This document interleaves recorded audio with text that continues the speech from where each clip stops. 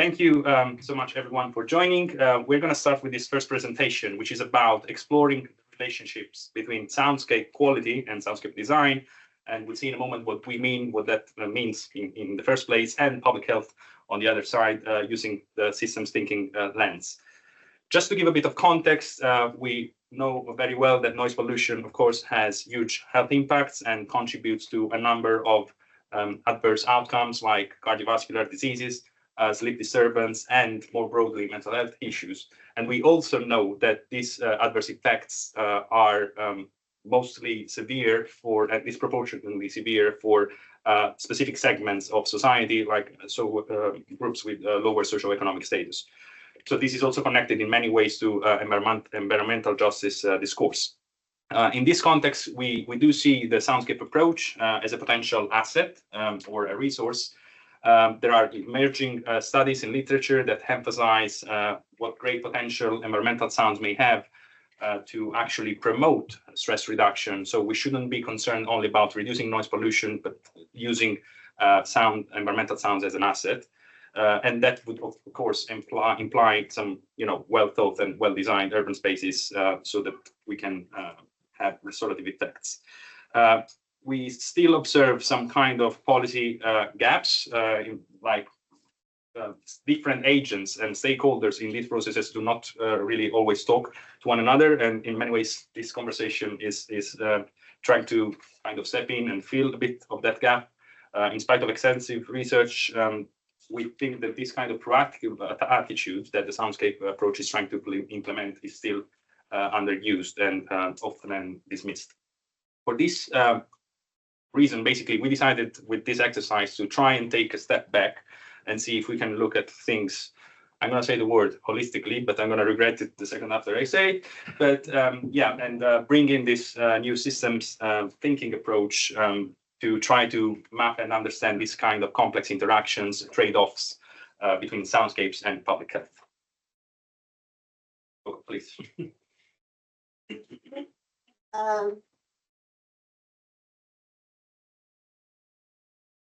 So my role here to give you some kind of background information about system thinking and our approach of how this is applied to all the IED sorts of events, the 60 year, and particularly for this paper. So in light of this task, I want to bring a COVID-19 public health example, but not because I missed it, but it's a perfect example, I think, to sort of show how system thinking could work in the context of health. So if we think about this is a data pulled from onboarding data. It was trying to kind of capture the daily new COVID-19 infections starting from 2020, and the data stopped at early 2023.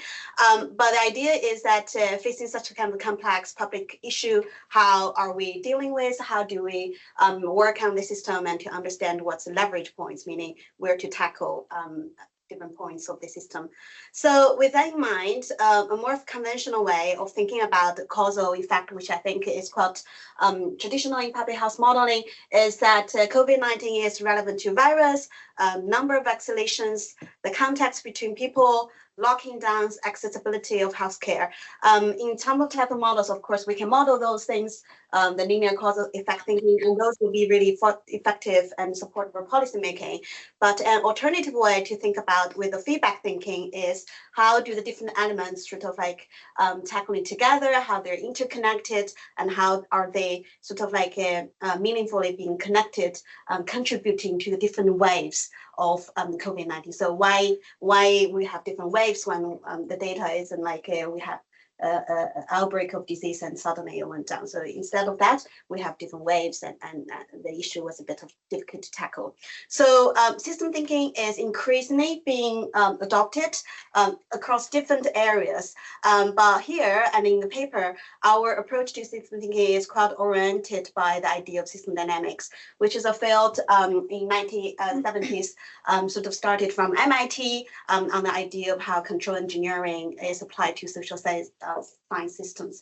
The general idea is that we trying to capture this kind of formal feedback mechanisms of variables, and by doing that, the purpose to capturing the roots of the problem and to understand leverage points in the system. So, for example, still the COVID, rather than thinking about like those kind of linearly, we're trying to working out what's reinforcing and balancing loops and how the different things are connected. So, for example, with infectious kind of population, there's more people interacting and bringing more of like exposure to COVID, and that's reinforcing the data. But there's other things about hospital, healthcare system, and also people's perceptions on the other side. So just to give you a little bit of kind of a information of how those kind of loops works. So if we think about like reinforcing loops, that's basically amplifying the effects in the system. So the loop is, now I'm highlighting, is an idea that why infectious population is reinforced by people's different interactions and by contacting between infectious people and non-infectious people. I'm talking about really public health now. People know we have public audience today, but those are the loops that contributing to like the reinforcing and increasing of the cases. On the other hand, we have this kind of balancing loop, which tries to say, okay, if there's more people being infected, then there's more risks perceived, and people are reducing the interactions between themselves and others. And that will contribute to kind of the balancing loop in the system, leading to decreasing of the sort of like a new diagnosed cases. So hopefully that just kind of briefly explains the power of feedback loops and the underlying kind of logic of how it tried to finding the root problem of the system and how do we identify leverage points. So you will see a lot of like causal loop diagram later. Francesco will present them. But the general idea is that if you think about causal loop diagrams, they are system maps of words and arrows depicting the structures explain the target problem. So as an example here, for example, if you have more education, then that leads to more income. And more income, then you have more qualified or eligible and accessible to more education. So there's like these arrows of plus and minus, meaning things are moving the same or different direction. We also value feedback loops, which is denoted as R or B. So reinforcing just meaning the changes being amplified, balancing loops meaning they're counteracting the changes. Basically, the role of causal loop diagram broadly is to really help understand how different components are interacting with each other and generate sort of meaningful insights about the target problem and complexity. So there's limitations about this type of methodology in terms of, how do you draw the links and how do you thoroughly look for links. So the methods that we take is we do this participatory way with experts and their expertise around Soundscape and also public health. So we have this 21 experts from diverse fields, and we did an online workshop. But because it's a very kind of like a short-sighted window for us to prepare the workshops, basically we started from a preliminary causal loop diagram with the Soundscape team internally. So that's an in-person workshop picture you have here. And then we take the small model online with the 21 experts, and we run like 90 minutes of activity. And the idea is to review, validate the causal loop diagram, critique it, and expand it. And also we take it another step of discussing research pathways, which is, as kind of earlier introduced, the goal is to generate insights for the Soundscape team to understand what's a vision for future and how to move forward. And the data analysis, a poster workshop, we synthesize the information, writing in the discussions, and improve the visual aspect of it. I will stop there. Let Francesco show those difficult tables. Yeah, the table. Yes, it's very dense, very packed with content. So, of course, as you can imagine, like a crucial step of this process is identifying variables that the experts believe to be relevant. So we try to kind of do that as part of the preliminary workshop and also refining that set of variables with the experts online.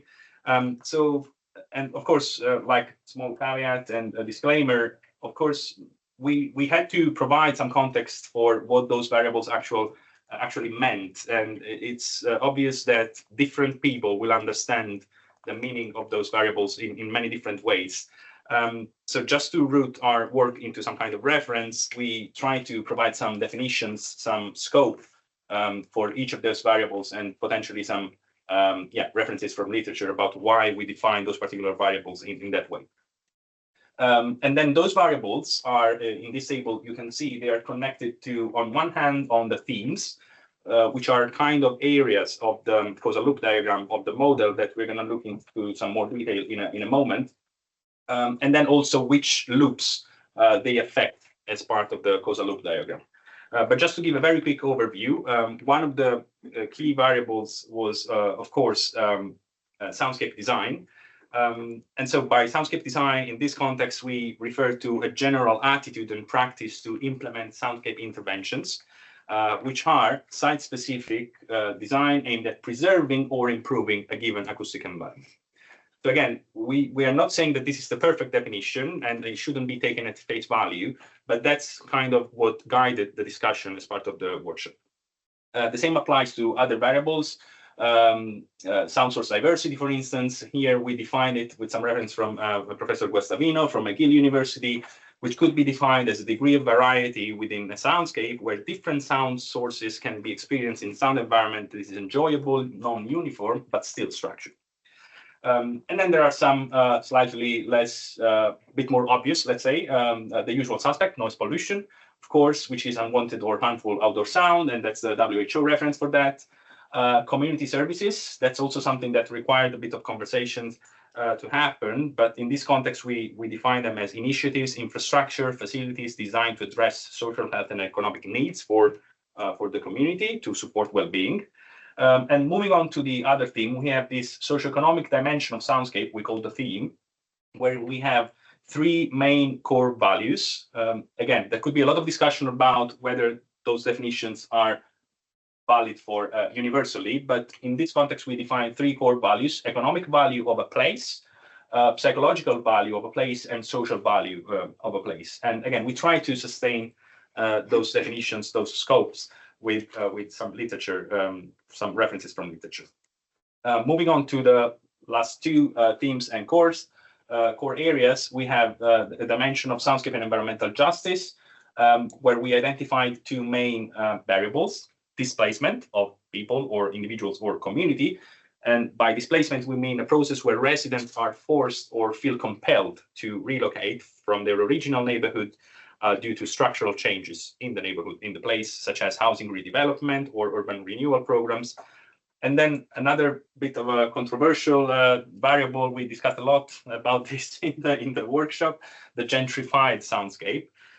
For this one, we are kind of labeling it as a soundscape that is characterized by prominence or imposed absence, on the other hand, of specific sound sources following the desire of a smaller but wealthier community of individuals.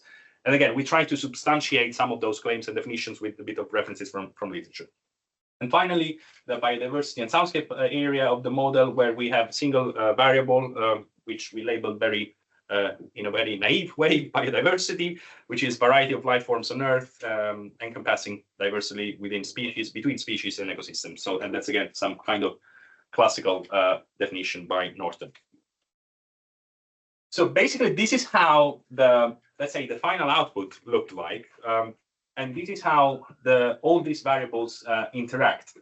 So this is the first theme, the noise pollution and soundscape quality. So in the causal loop diagram, you can see the two main areas of interest, which were, of course, soundscape quality and public health, and the variables that belong to that particular theme, that is noise pollution, economic value of the place, and community services. So when we look at the interactions between these variables, we can see that soundscape design and sound source diversity positively impact soundscape quality, while noise pollution, of course, negatively affects public health.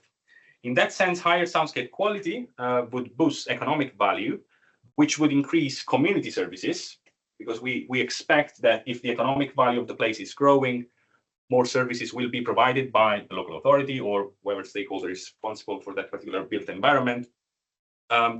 But as community services increase, so more infrastructure, more connection, more presence, more footfall on the street, we could imagine that this would lead to increased noise pollution if that kind of development sonically is uncontrolled, which would then again balance the loop out with increasing noise pollution and therefore decreasing soundscape quality.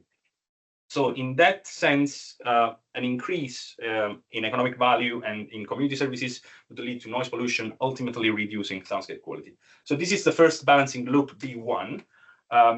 And here, again, there are some trade-offs that we have to acknowledge between improving the economic value of the place, but also managing noise pollution in order to sustain soundscape quality. The second theme, if you remember from the previous slide, was about socioeconomic dimensions of soundscape. And these are basically at the center of the model, where we have these variables affected sound source diversity, social value of the place, as well as psychological value of the place, and indirectly the economic value of the place.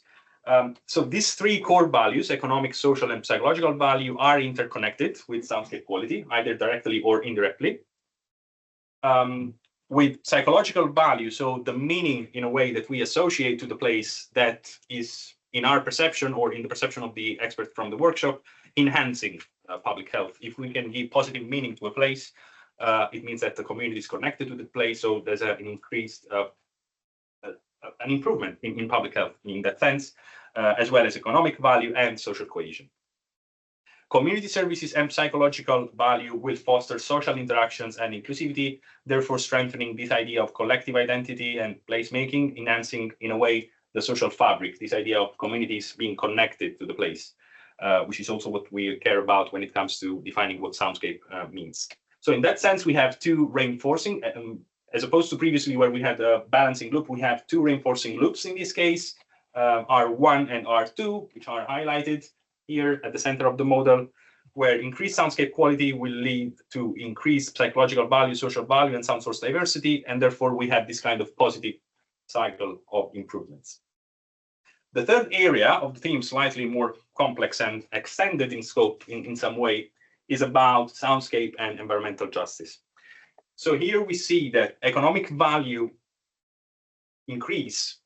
So increasing economic value of a place, of a site, be it an urban area, or it doesn't really matter about the scale, but let's say a place, increasing economic value of this place will potentially or likely drive displacement. And again, being in London, we observe that on a daily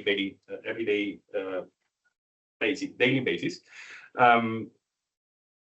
Which will lead in a way to gentrification and reduce sound source diversity, where again, similar groups, smaller groups are imposing specific, curated and coveted soundscapes. And I'm not going to name specific development schemes, but I observed literally walking down the street in this area, central London, developers advertising things such as buy your quiet spot in the heart of London, which was very concerning in a way. So they are kind of commodifying silence and soundscape quality. So that's a bit of an issue, of course. So in that sense, gentrified soundscapes have a risk of treating silence as a luxury or soundscape quality as a luxury, creating less vibrant and diverse acoustic environments that exclude certain community groups.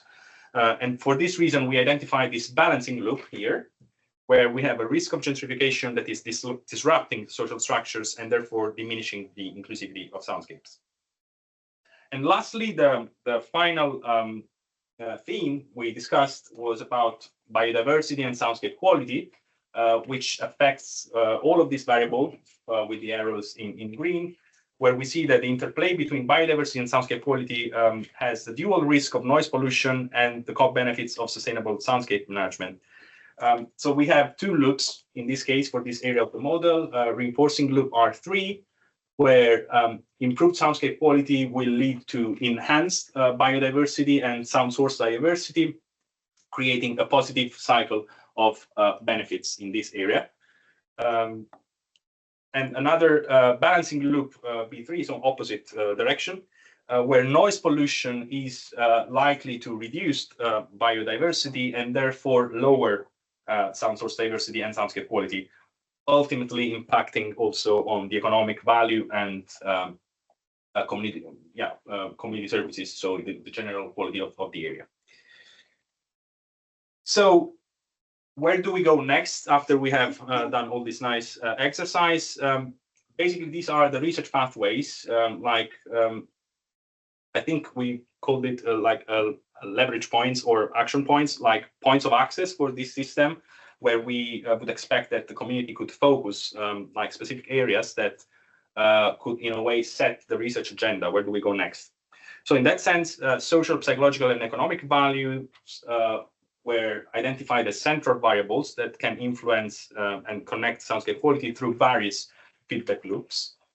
From this, we noticed that I think that the system thinking allowed us to see those kind of unintended consequences, because I mean the assumption would be it's always good to improve soundscape quality, but the questions are for whom are we doing that, and what are the drivers, and who benefits from that. So this highlighted the importance of balancing the economic value with other kind of values like the social value and other environmental considerations in soundscape management. In terms of research pathways, like areas we think that we should focus on, there is, of course, epidemiology on one hand. We need the data to support that. Ecoacoustics, because we felt that, again, sometimes we tend to focus on like human perception of soundscapes and ecological soundscapes. On the other hand, we think that ecoacoustics may offer opportunities for kind of bringing these two ecosystems together. Soundscape action plans, this is something that is becoming a reality. We have seen recent legislation passed also by Welsh government. So we are shifting gradually from noise action plans to soundscape action plans, as well as prediction models like actual tools, things that we can use to anticipate the effects of soundscape design interventions. Take-home messages.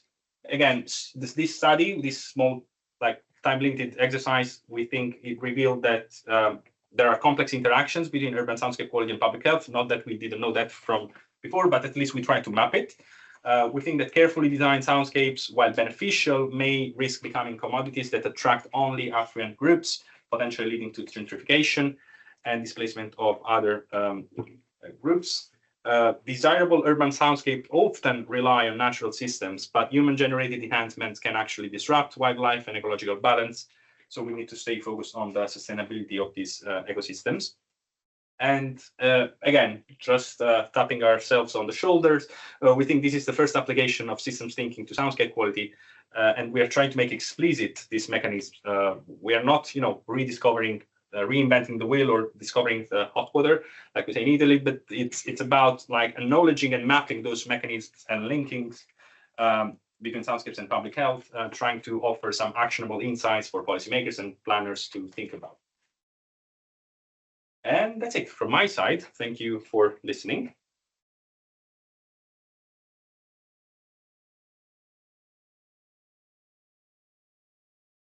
Yeah, thank you very much, Francesco and Coco. It's fascinating presentation, fascinating paper. I really enjoyed it. Thank you for the invitation. It's a pleasure to be here. So I'm Ben, and my colleague Lisa is also here. So we're from the Noise and Public Health team at UK Health Security Agency. It's worth noting the UKHSA and my team, we don't set policy. Our main role is to translate the scientific evidence to those who make policy across government. And in a nutshell, I think the beauty of this paper, of your work, is that because of the technical nature of our discipline, acoustics, noise, soundscapes, it's so easy to go into an incredible amount of detail in terms of models and methods and modeling of sound, etc. And this is quite a nice opportunity to step back and see the big picture and really thinking, what are we trying to achieve here? And I think it's right to talk about, health and well-being, of course, but perhaps stepping even broader, it's about sustainable development. And if we link, then how does that fit into policy?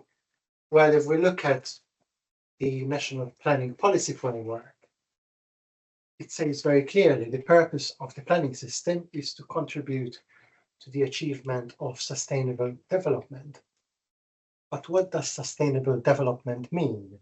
There's the simple version, meeting the needs of the present without compromising the ability of future generations to meet their own needs. But we know it goes much broader than that. There's the 17 goals from the UN, which I'll come back to in a minute, but also the pillars, the social, the economic and environmental pillar. And here in England, we have, for noise, we have the noise policy statement for England. Again, it's framed very much in terms of health and quality of life, but within a broader context of sustainable development. And Francesco mentioned Wales, and of course, Wales have their noise and soundscape plans. And again, they say very clearly that noise and soundscape policy doesn't exist in a vacuum, but within a broader context. And again, you see the word sustainable development. Interestingly, they have the economic, social, environmental, and cultural aspect coming in. And one of the things I come across often talking about people, practitioners really interpreting that, they say, okay, so yeah, we know that noise is going to have an adverse effect, but we have to think about sustainable development. So the activity causing the noise has an economic benefit. So we can allow a bit more noise, or perhaps lower or increase the threshold. Or equally, yes, we have adverse effects of noise, but mitigation is going to have a material cost. It will have a carbon cost. And of course, those are important things to think about. But as we know, sustainable development goes so much broader than that. So you have number 3, health and well-being. You have inequalities, you have social justice, you have biodiversity. So all the things you've been including in your model are already in there. And that is reflected, coming back to the National Planning Policy Framework. If you see the different sections, you see economy there, you see sustainable transport, you see biodiversity, natural environment, historic environment. But then perhaps for the purpose of today's talk, there's number 12, achieving well-designed places. And if we're talking about health, number 8, promoting healthy and safe communities. What does that actually mean? And they're talking healthy and inclusive and safe places, promote social, and you need to think about promoting social interactions, places that are safe and accessible, and then enabling and supporting healthy lives. And you have these 2 dimensions, promoting good health and preventing ill health, this health promotion and health protection. And then more important, Hey, boy. can everyone, everyone ensure they're on mute. Bringing in, address identified local health and well-being needs, and Lisa will talk more about the local element, and reduce health inequalities. So Francesco talked about social, environmental justice. So all those are important. And this is not something new. So if you work in public health, you're probably familiar with that figure. The same concepts is the concept of the wider determinants of health. Our health is not just determined by genetics, it's determined by a lot of other factors. I mean, the same concepts have been around from the early 90s. This is the Bartlett and Grant diagram from 2006. So it tells you like there's different layers which are all affecting health. And public health practitioners are very well versed in this. So perhaps what is really missing is people making the link that there's a link between lifestyle and soundscape. There's a link between community and soundscape. Sound actually comes into every layer. And we published a review about 6 years ago showing evidence that sound and noise kind of like are linked into that layers. That's the link over there. So this kind of concept which is linking that wider concept of wider determinants of health, sound cutting across it, but in both ways. We have the health protection side, the adverse effects, but we know that sound can also enhance health in the right way. And the National Planning Policy Framework makes reference to the National Design Guide. And you can see the characteristics of a well-designed place. And if we work in acoustics and soundscapes, you can say, yep, sound fits into context and identity, in movement, in nature. We can make the links, but what about everyone else? So perhaps that's where kind of like then we need to think about, okay, how do we take these frameworks, all this research into practice? And there's a lot of guides and documents telling you how you design a healthy place. This is one of them. It's called Putting Health into Place. It was published about 4 years ago. It was co-created by a large number of disciplines. And it's still at relatively high level. I want to focus on 1, 3, and 4. What's the very first step, which is the most important, is getting everyone around the table as early as possible in your design stage. It's very helpful to have figures, diagrams to show how these things link, but you also need the people around the table as early as possible. Then we look at 4, create compact neighborhoods. We know that compact neighborhoods are good for public health, but of course, from a sound, from a noise perspective, that introduces challenges. You're bringing the noise sources and the noise sensitive receptors closer together. You're bringing competing demands, competing sensitivities. How do we deal with that? And then the connect, involve, and empower people and communities, which Lisa is going to talk about. But let's come back to 1 and thinking about the paper you published. I picked this paragraph in terms of recommendations. Let's say you've been successful to go around, you are around the table for those discussions. You also need to be armed with good quality evidence. And for soundscapes, there is a lot of evidence. It's expanding at a phenomenal rate, which is really exciting.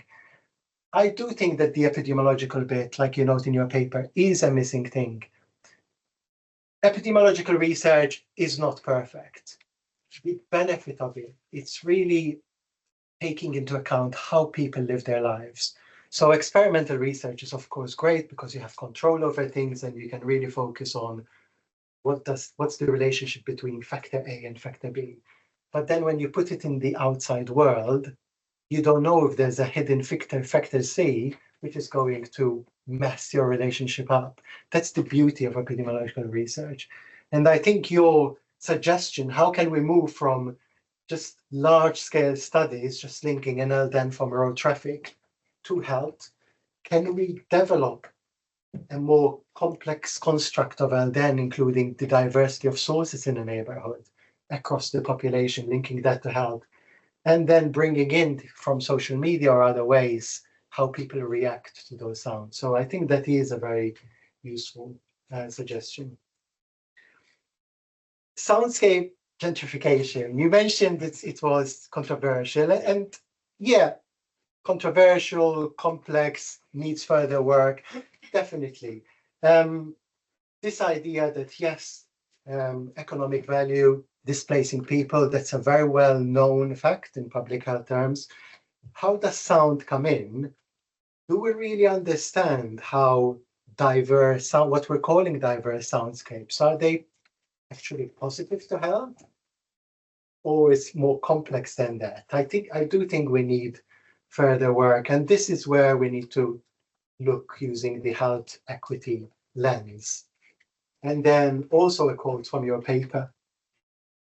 It's really kind of like difficult balance of soundscapes from an individual versus community level. And this stage I'm going to hand over to Lisa. Thank you. Hi everyone. So just bringing in some of the concepts from the policies that Ben's mentioned and part about your paper. I'm just going to focus a bit on the element of bringing the individual and the community and enhancing that relationship. So maybe firstly thinking about the community. So I don't know if people are aware of this. So there's the Core 20+ framework. And the idea of this framework, so it takes 20 being the most deprived 20% of the national population as identified by the index.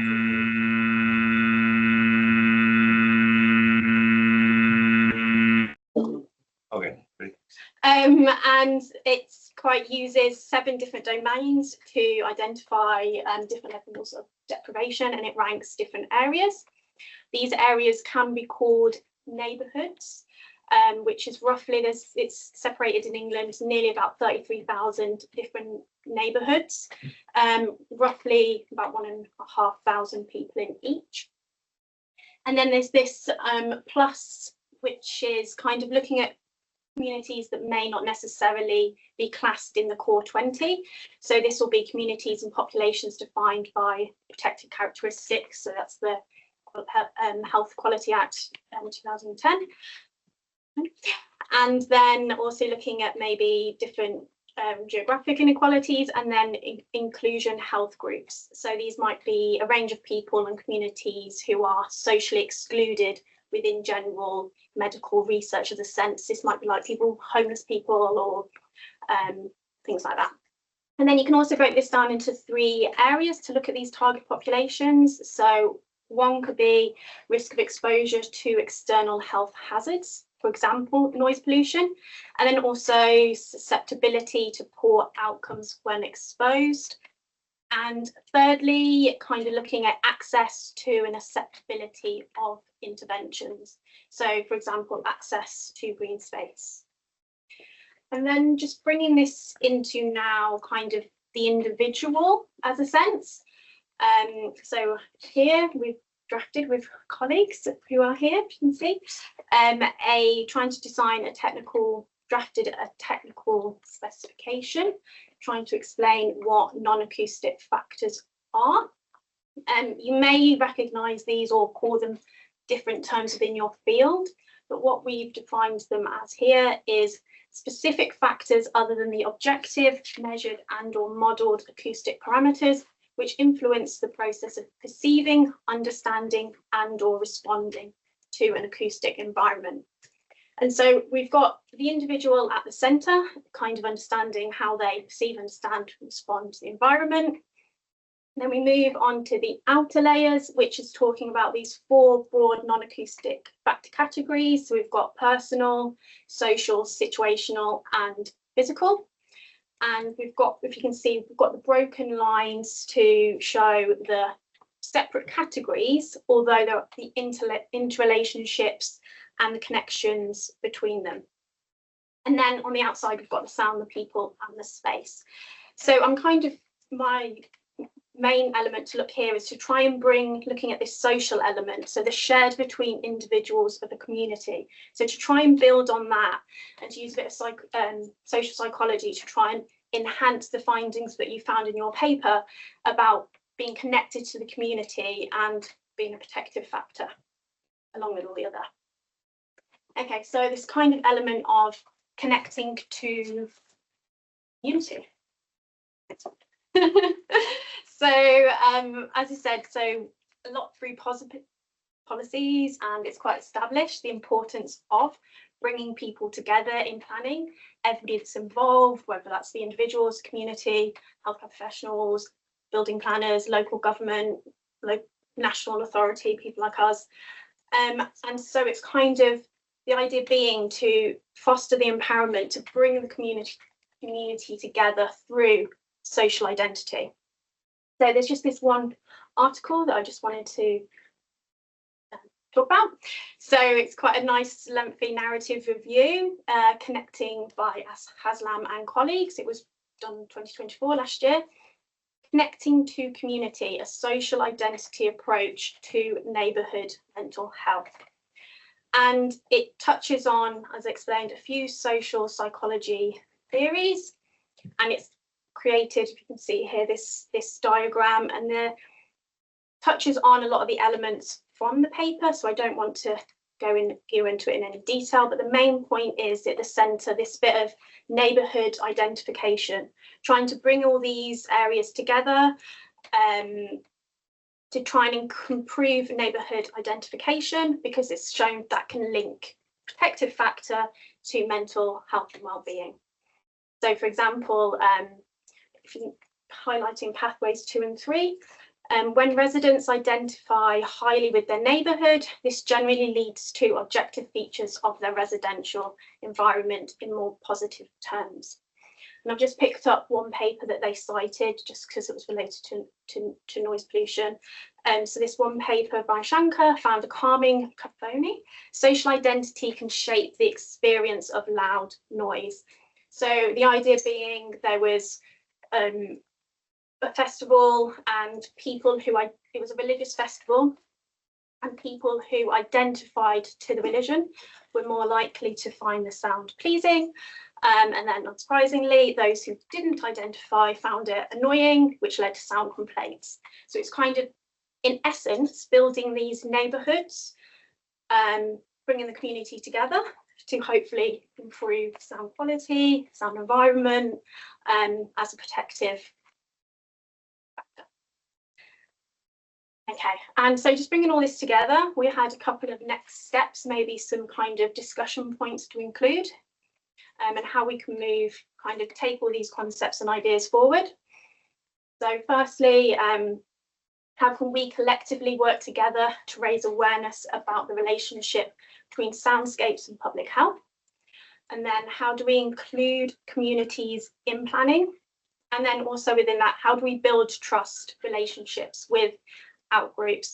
So similarly, outgroups meaning out of the social identity, whereas in groups within that. So this can be officials between local and government, or also in between people of local community who may have different identities within that. And lastly, what else is needed in research and or policy to overcome some of the barriers that we've discussed today? Thank you very much. Thank you, Ben and Lisa, for the interesting presentation from policy perspective, practical perspective, and also Francisco and Coco for the paper. So our next step is the discussion. So because we have research results and the perspective, so maybe we can, if people have questions on their presentation, we can start. Then we can think about some general future steps. People online and in person can all ask questions. Maybe we can start from people in online. Yeah. The question for Lisa and Ben as well. So a bit of context. I sit on the Sound, Noise and Vibration Forum for the Institution of Environmental Sciences and Environmental Policy Implementation Committee. So it's kind of a cross body between lots of different acoustic bodies. So social noise consultants, different local authorities, EHOs.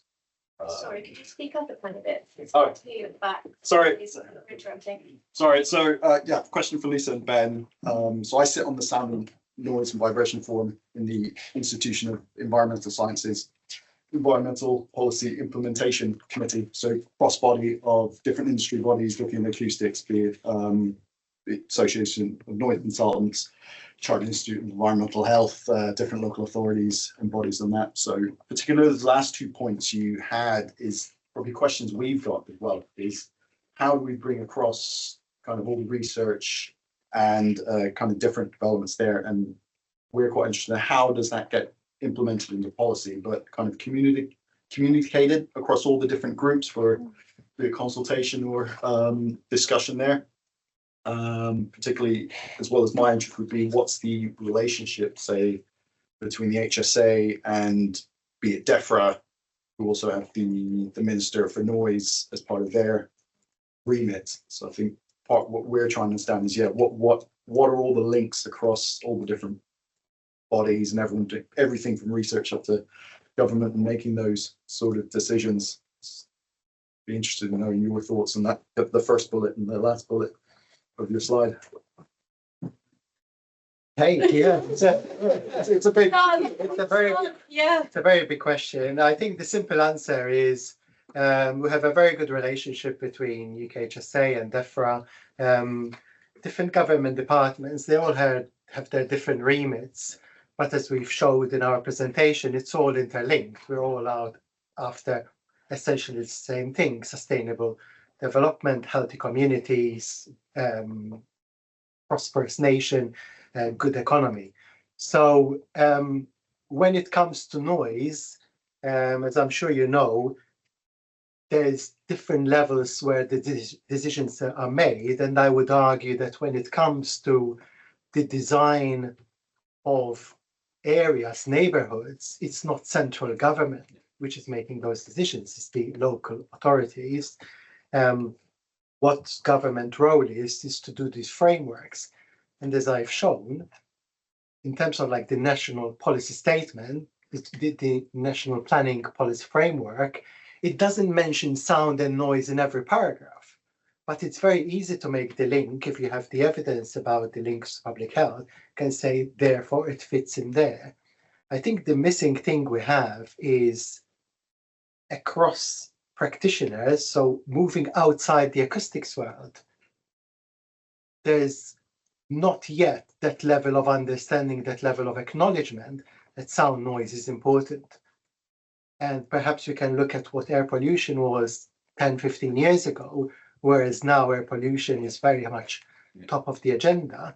Noise perhaps is not yet there, but as the evidence is growing, one thing we need to do is when something like the WHO guidelines comes out, we shouldn't get people trying to downplay its significance. We should take it as an opportunity.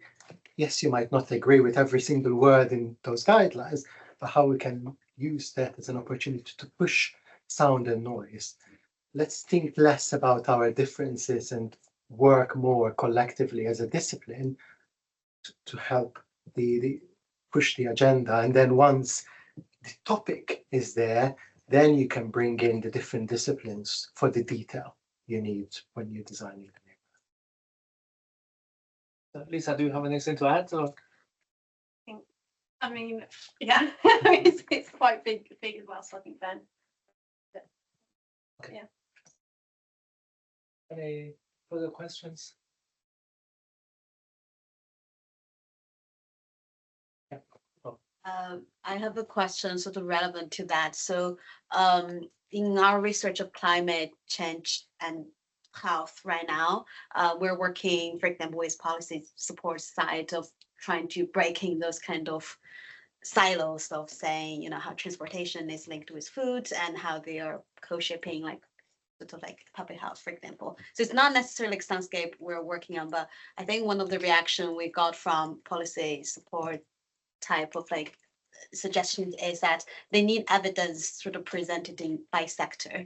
So while they're wishing to thinking cross systems, they want to see insights per sector. So I wonder if you have any suggestions of like, when you're working with policy support, you want to break the silos, but they want more evidence shaped in that way. Like, how do you have any suggestions that area, which is a big question. Yeah. To both of you. Yeah.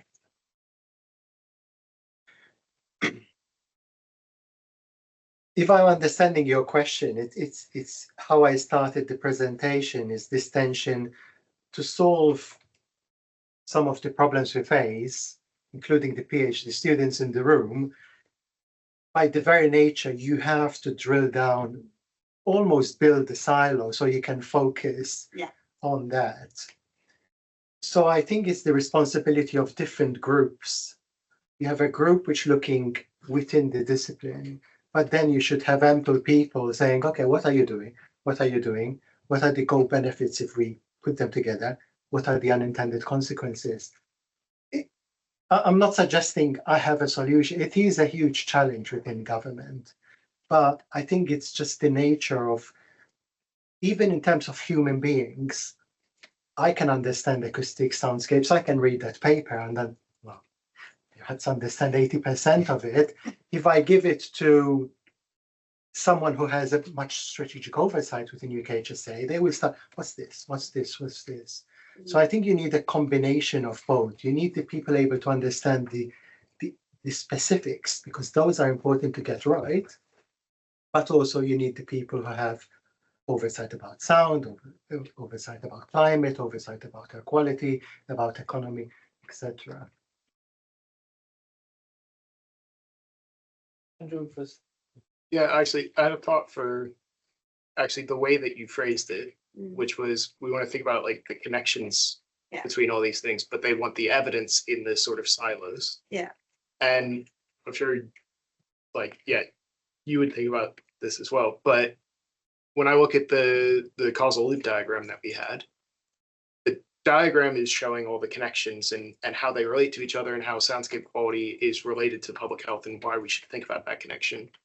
And then the evidence would be, okay, we have this causal arrow.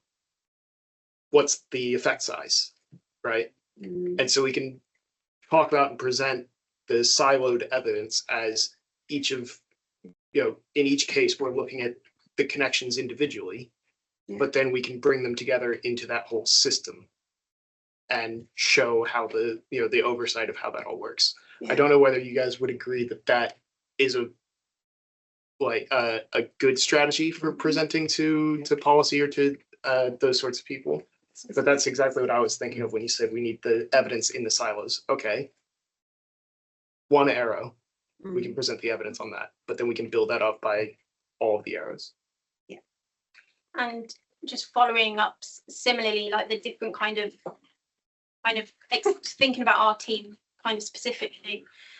I've got a behavioral and social science background, so we're kind of within noise, and then Julia's Soundscape, we've got like epidemiologists and things like that. So it's also kind of, and you guys collaborated, your system thinking. So it's that also, that collaboration is important and is there.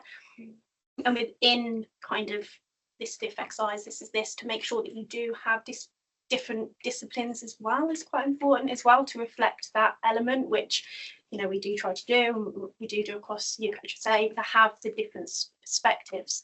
So again, it does take a bit of a jigsaw and piecing together, but I think it shows how complex it is. And then to think about, okay, well, we can kind of bring these areas, present it like this, and then and that also in some ways helps us kind of leading on to the kind of what else is needed, because then maybe there might be gaps within your loop that you can maybe put forward. Not necessarily us, not saying that we're going to do anything, but just it builds a picture, and it's maybe easier to notice where then those gaps are. Claudio, you have a question. Yes, thank you. Thanks to all the presenters. Very interesting. Just a quick comment, Ben, about I fully agree that we need something more complex to assess road traffic noise than LDAN. It's more than 15 years that I work on road traffic noise, and really need something better to assess this problem.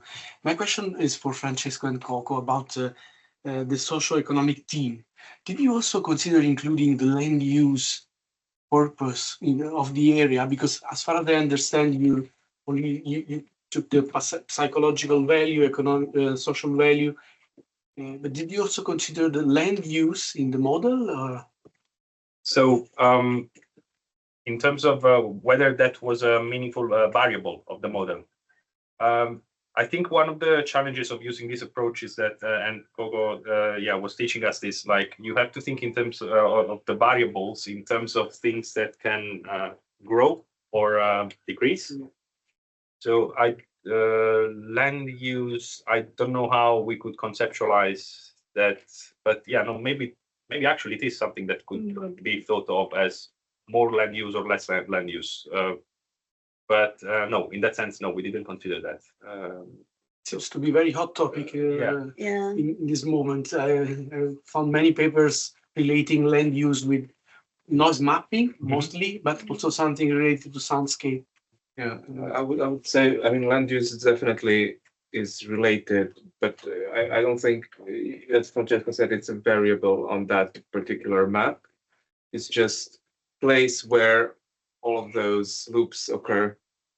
So, I mean, there could be interactions between different land uses, but it also could apply just to one land use. It's just of a different category, although very important. Yeah. I have Yeah. probably two thoughts on that. I think first, the model is highly constrained by what people would bring to the table and to the specific workshop. So I don't recall we have a suggestion from anyone, the land as a variable per se.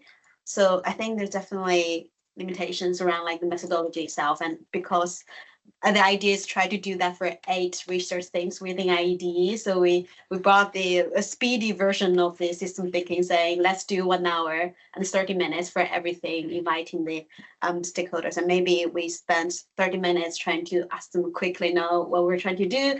So it's not like a thorough presentation of the topic we're interested definitely.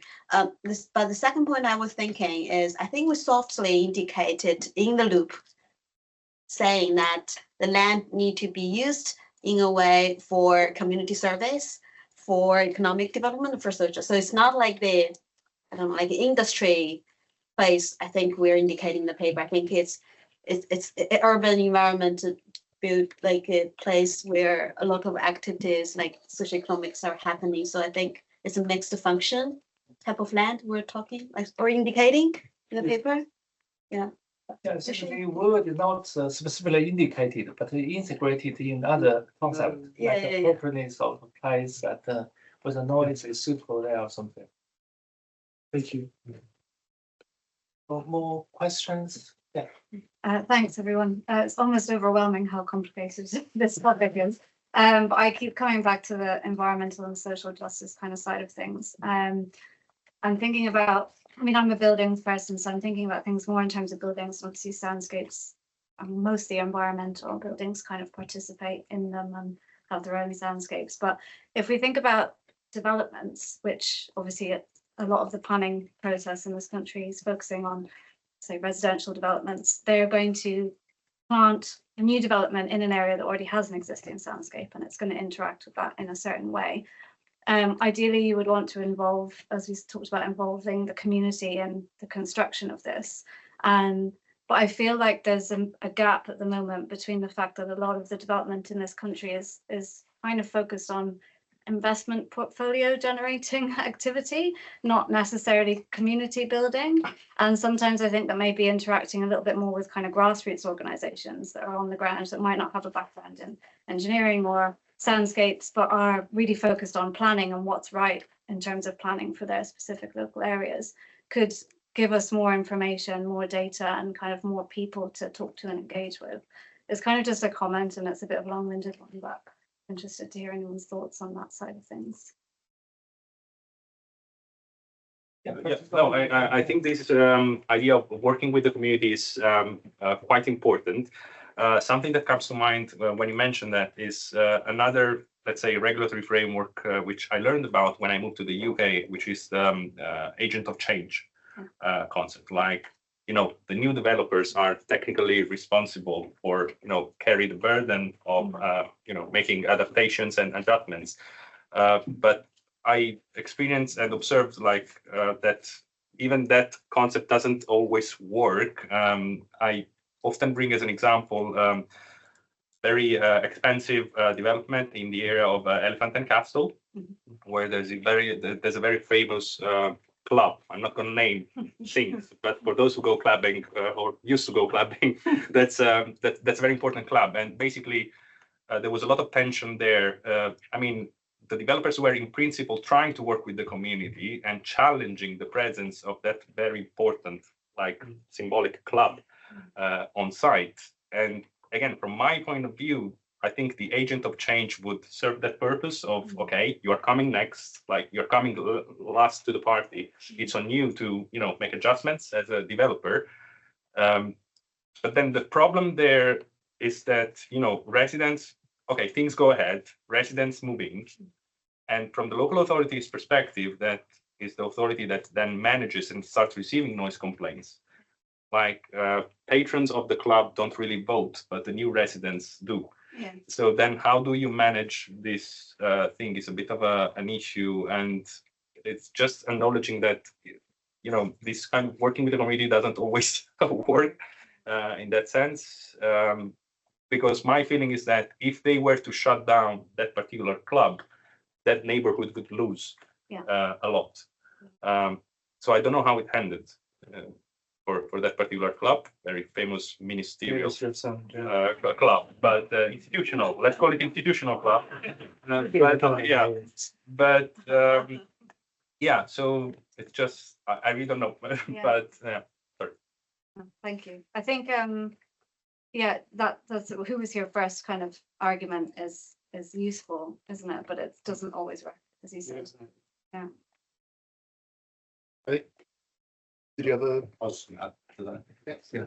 Just going to add to that. That's something we discussed on the Sound and Noise Vibration Forum earlier this week, and it's something we're hoping to have a chat with DEFRA about. I think just because there is the agent of change principle in planning policy, but how it's interpreted, if there's a methodology for it, how it's enacted is essentially there's no way of how that exists. That gives us a common approach. So if I find out if anything ever happens on that, I'll let you know. From my point of view, I think it takes a bit of courage in a way from local authority, and I'm going to bring in a different example from Sweden. And of course, things work in Sweden because it's Sweden. But so they had a similar situation in Malmo City Council. That's an example I always often bring up. They had a similar situation. They had a very vibrant area, and they realized that if they were to kind of enforce like the noise plan, the zoning system of the council, they would have to basically shut off the whole thing. But they decided to come up with a new legal profile within the zoning framework, which they called the cultural sound zone. So for that particular new profile, they decided that given the cultural value and the sonic value of that place, which is a place, neighborhood where people would go and expect that kind of vibrancy, it was then okay to relax some of those thresholds. And I'm sure that also took a lot of effort and discussion with the residents and to negotiate the terms of that. But they really decided to take a stance on that and say, no, we really need to protect this. Because once again, if we implement the will of fewer people, then basically we're going to lose something to the cultural identity of our city. So yeah, so cultural sound zone, maybe it's a good pilot for other councils to experiment with. If I might add, like just following up on the same example from Elephant and Castle, I mean, maybe there's a benefit of noise and sound not being so prominent, because from what I know, the venue is still open and still works. Unlike because I go every Saturday. Right? No, I don't. But because we have the example with Vision, right, where we had at Tate Modern the viewing platform closing because of the development that came after the Tate Modern, and the new users who complained about being seen from the platform into their flats, although they knew that that's the condition they're buying when they were buying the flat, but they managed to close the viewing platform. So at the moment, it's good that noise is less of an issue than vision. Yeah. Can I add to that? And this is a personal view, not a government view. You mentioned, it's important to emphasize. You mentioned people knew about this, and I certainly hear that a lot when it comes to noise. You're buying a home next to an A road. What did you expect? You're buying a house next to an airport. What do you expect? In your case, you're buying a house next to a club. When people buy a home, what's really on their head? If you're an acoustician, yes, you turn up with your viewing, with your sound level meter, and you check the noise maps. But what about everyone else in society? Sound may be the last thing, especially if they live in a quiet area. They're going and thinking, how far away is the nearest school? Where's the nearest shops? How long is it going to take me? Can I afford this? How am I going to make it work? And then the viewing times. You might get a viewing at 5 o'clock in the afternoon. The club is closed. Yeah. So are we thinking about that? And should we start to have a social conversation about what is people's biggest investment. Should we be giving them more information, including about the sound environment? I feel it's often discussed, but it's still not getting traction in terms of having a public discourse. Energy performance and also sound, temperature, and Same with noise insulation between the dwelling. Yeah. If you're a developer and you spend extra money to have a good, there's no reward for you. There's nothing to show for it. Yeah, I would agree. The way the property market works is just needs to be improved, and that would help a lot, like improving that one. Andrew. Yeah, I wanted to go back to the question about develops and particularly new developments. One issue or one challenge that I see when, with the correct focus on engaging the community and things like that, we have an issue where, especially for something like a greenfield development, there is no community to engage. So if we talk about Soundscape only as like its value is in how we engage with the community and how we do things like participatory design, I completely agree with those, but that certainly doesn't always work. And then even for like redevelopments where there is an existing community of some sort, that's where the part of the diagram that we had talking about gentrified soundscapes and displacement,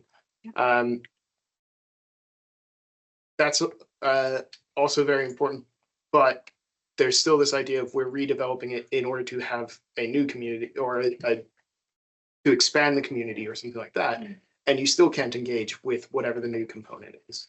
So I think there's a real challenge for how do we consider those factors, that idea, into talking about Soundscape is about engaging with the community. And I was also going to add a final thing about like interpreting the causal loop diagram, which is what we had in there was all about how the soundscape components influence each other. But then, of course, there are external things that will influence the various parts of that diagram. For instance, okay, the development is only spoken about in economic terms at the moment. There's an economic drive where whoever the developer is wants a more affluent group there. And so they are causing that displacement. And then that goes into the thing. And so we're not, it's not being ignored in that. It's just, it's not part of the scope of what the diagram was trying to show. Yeah, this is a difficult one to tackle in the first place. If I just can respond to the first point we made. In terms of a greenfield site, I would absolutely love it personally if the ecological soundscapes were included in that assessment. Some people like that, some people don't adhere to that. But I'm a big proponent of like Bernie Krauser type soundscape design. So I think that would be a lovely thing to include in an EIA, environmental impact assessment. And then in terms of the new people moving into a new development, that is like a massive challenge. And it would be great if we were focusing more on building communities and talking to people about what kind of community they want to live in when we're talking about developments. But that's, I think, a very long way away from being a reality. Okay, great. So far our question has been always from this part. Do we have a question from other side of the room and also people online?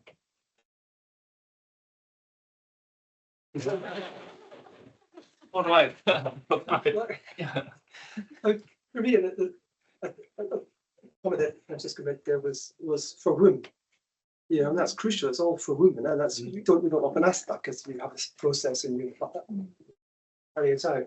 And your systems model's great because it really exposes this very complex balancing act and how super complex all these different elements and how we're actually going to, and also the danger of being kind of co-opted by.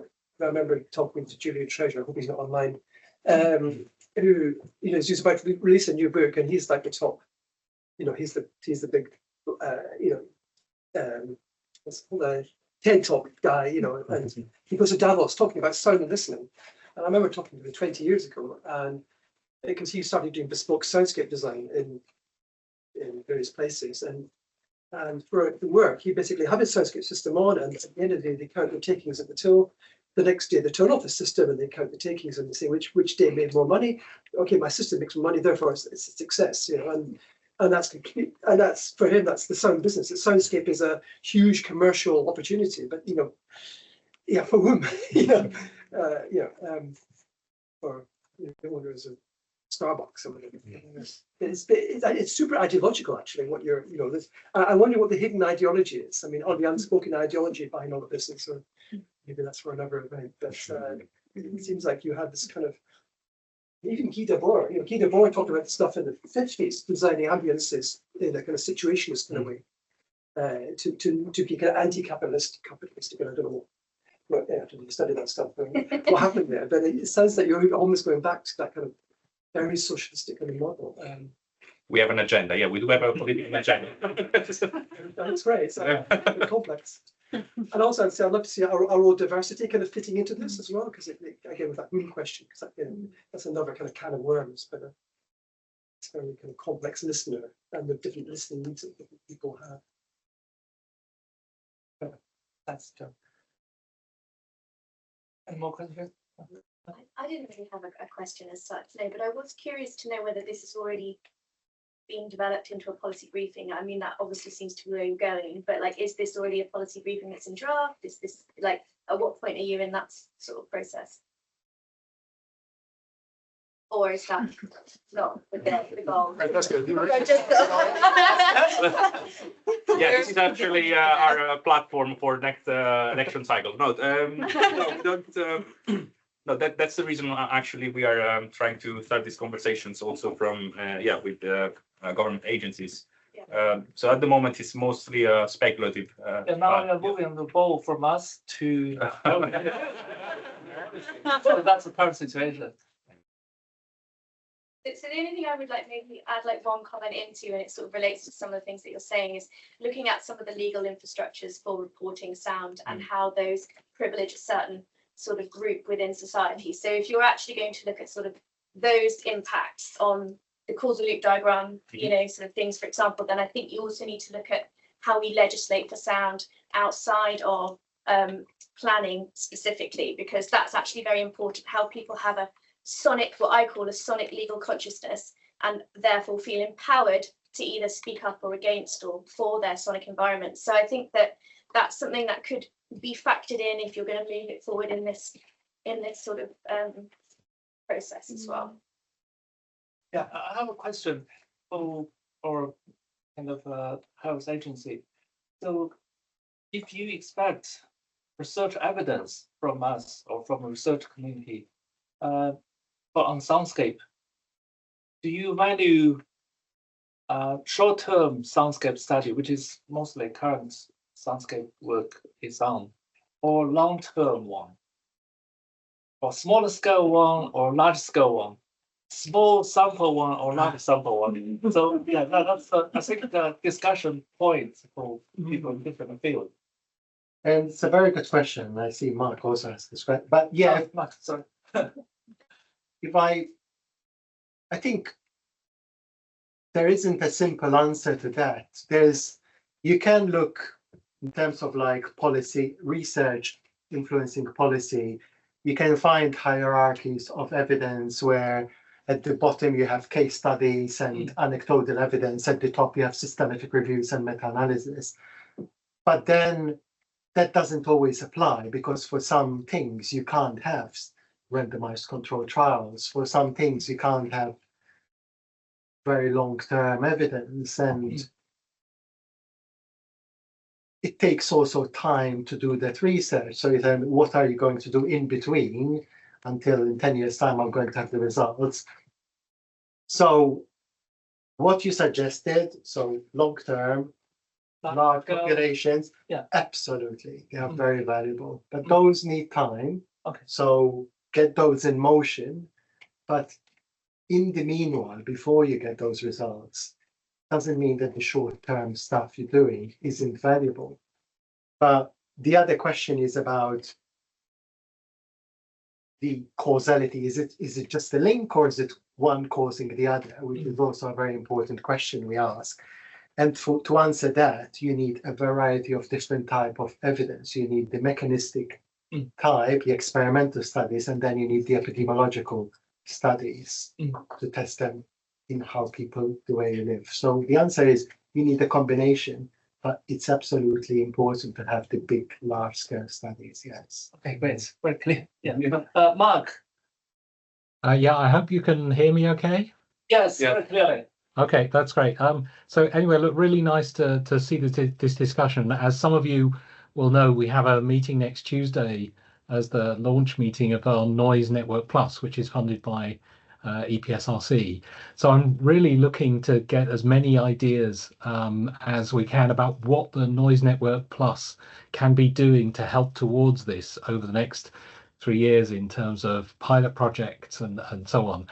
I don't propose that we can capture everything in the answer to a question, but I know that some of you will be coming along on Tuesday. So please do bring some of the ideas to be able to concentrate to contribute to the network discussions. And otherwise, if there's a report that comes out from this meeting, then please do send through to me so that we can use those as ideas as what we can focus on next in terms of how we should organize the community over the next 3 years and what sort of pilot projects we can be doing. Yeah, thanks, Mark. Maybe some of the questions today can be summarized and be brought by Francesco and others to the meeting next week. Yeah, that's great. Thank you very much. Thank you.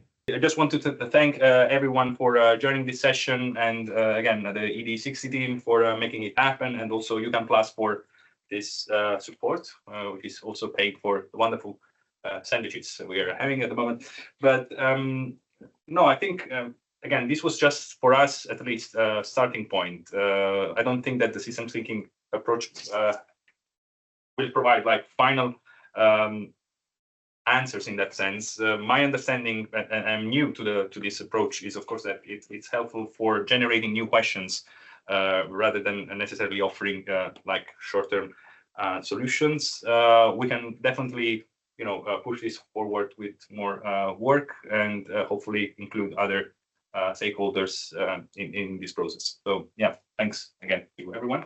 I think it's been a very interesting discussion, and again, for me, the system thinking approach is all about exactly today. Yes, you've published a paper, but you've acknowledged if you had a different group of experts, the discussions would have gone in slightly different ways. There isn't a right or wrong, and as you continue building on it, you're going to get increasing more information. And the output of this is not something you're going to put in front of a minister. Here you go, we've solved all your questions, go ahead. It's more about getting people to think how complex it is, but don't be scared. There is sense in the madness. Just make sure you have the relevant experts in the room when you're discussing the different things. Exactly. Thank you everyone for attending online and also in person.